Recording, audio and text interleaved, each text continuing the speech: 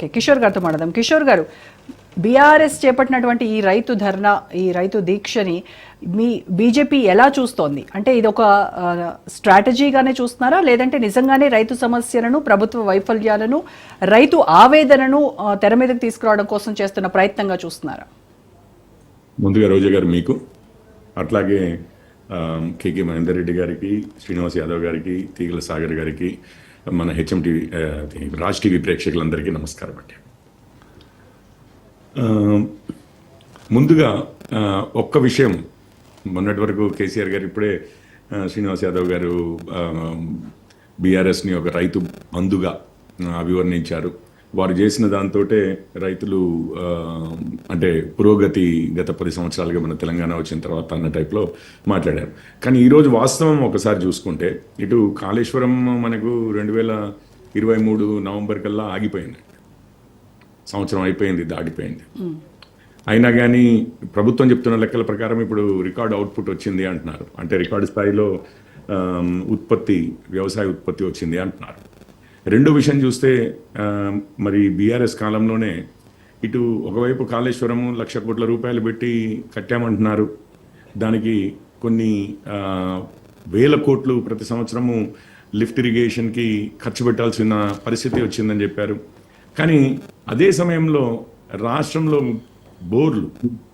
Borewells, ఏది agricultural borewell దాదాపు 19 లక్షల నుంచి 27.99 అన్నారు. అది ప్రభుత్వ గణాంకాలే.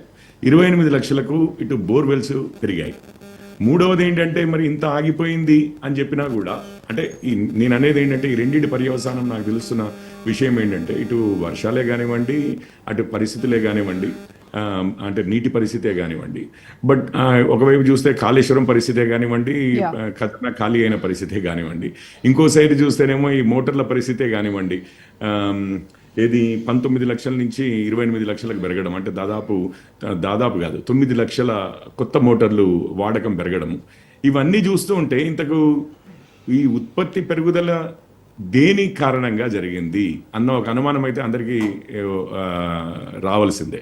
సరే, అందులో రైతు బంధు అది 19 నుంచి ఎలక్షన్ల ముందు ఇంట్రడ్యూస్ చేశారు, దాని తర్వాత ఇచ్చారు. ఇన్పుట్ సబ్సిడీకి ఇవ్వడం అనేది జరిగింది. అది కూడా కొంత లాభం చేకూర్చి ఉండవచ్చు గాక. కానీ ముఖ్యంగా జరిగిన విషయం ఏదైతే ఉందో, ఇరిగేషన్కి మనం నీళ్లు నిధుల నియామకాలు అనుకున్న దాంట్లో నీళ్ల విషయంలోకి వస్తే, ఇగో లెక్కలైతే ఇవి చెప్తున్నాయి, వాస్తవాలు అయితే ఇవి చూపిస్తున్నాయి. రెండో విషయం అండి, నేను బీజేపీ తరఫున నేను చెప్పేది గణాంకాలే తీసుకున్నాం.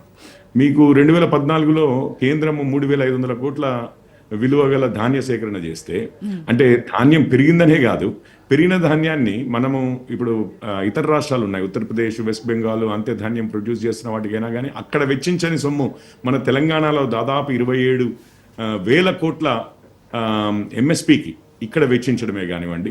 మొన్న రష్యా ఉక్రెయిన్ యుద్ధం వచ్చిన సమయంలోనైనా కానీ యూరియా, డిఏపి మీద ఉన్న సబ్సిడీ మీకు తెలిసిందే విషయం.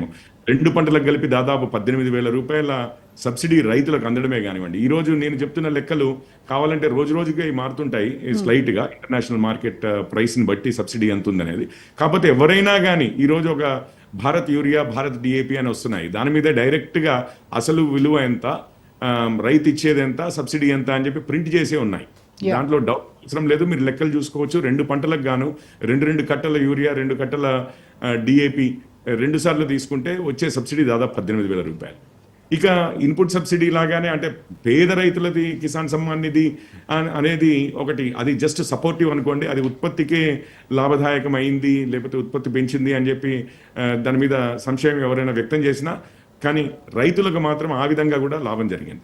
మీరు ఇవే కాదు, ఇవి 2 కాదు, సబ్సిడీలు ప్లస్ ఇదే కాకుండా మీకు వివిధ రకాలుగా కేంద్ర ప్రభుత్వం ఇస్తున్న సపోర్టు అండ్ ఆ స్టెబిలిటీ ఏదైతే ఉందో, ఇవన్నీ కూడా గత 10 సంవత్సరాల్లో ఎంత వృద్ధి చెందాయో మనకు తెలిసిన విషయమే. ఎంత లాభదాయకమైంది రైతులకు అనేది మనకు తెలిసిన విషయమే. మన దగ్గరే కాదు, అసలు దేశంలోనే వ్యవసాయ ఉత్పత్తి ఏ విధంగా పెరిగింది అనేది మనకు తెలిసిన విషయమే. సో ఈరోజు బీఆర్ఎస్ వారు, నేను అనుకోవడం కేసీఆర్ గారు వచ్చి ఉండరు, ఇక కేటీఆర్ గారే వెళ్ళి ఉంటారు. ఒకవైపు ఈ ఫార్ములా కేసు నడుస్తూనే ఉంది, దాని మీద ఇటు ఏసీబీ అటు ఈడీ ప్రశ్నిస్తున్నారు.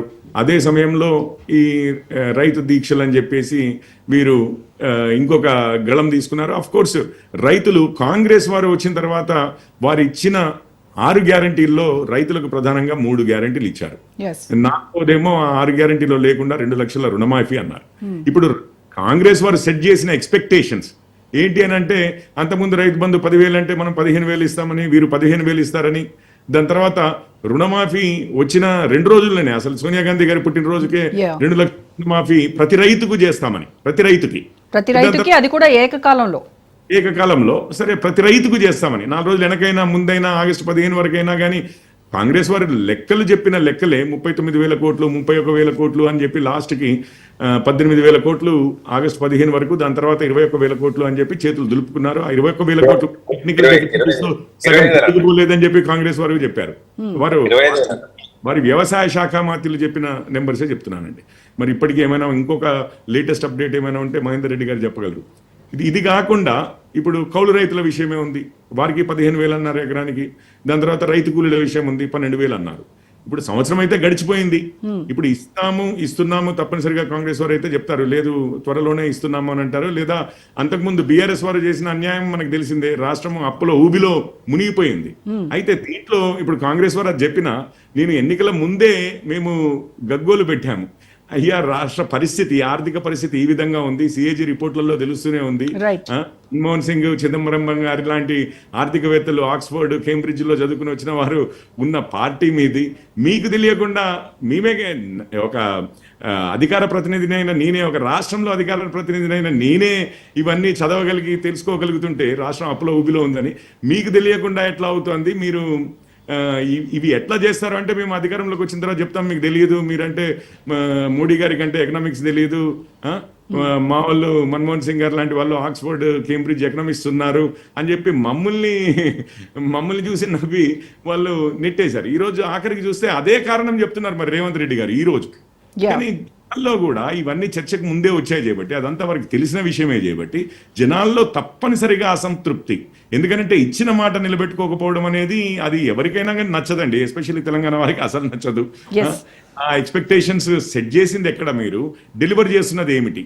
ఇప్పుడు ఇదే మీకు కనిపిస్తుంది. ఇంకొకటి ఏంటంటే పార్టీలు ఈ రెండు అండి, నా ఉద్దేశంలో అయితే 11 సంవత్సరాల తర్వాత మీరు తెలంగాణను చూస్తే, ఇటు బీఆర్ఎస్ వారేమో మన నీళ్ల విషయంలో అని చెప్పి వారు ధనవంతులు అవ్వడము మనం చూసాము, రాష్ట్రం ఊబిలోనే. కిషోర్ గారు మళ్ళీ మాట్లాడతాను నేను. కాంగ్రెస్ వారు చూస్తేనేమో ఇచ్చిన మాట నిలబెట్టుకోలేని పరిస్థితి. మహేందర్ రెడ్డి గారితో మాట్లాడదాం ఒకసారి.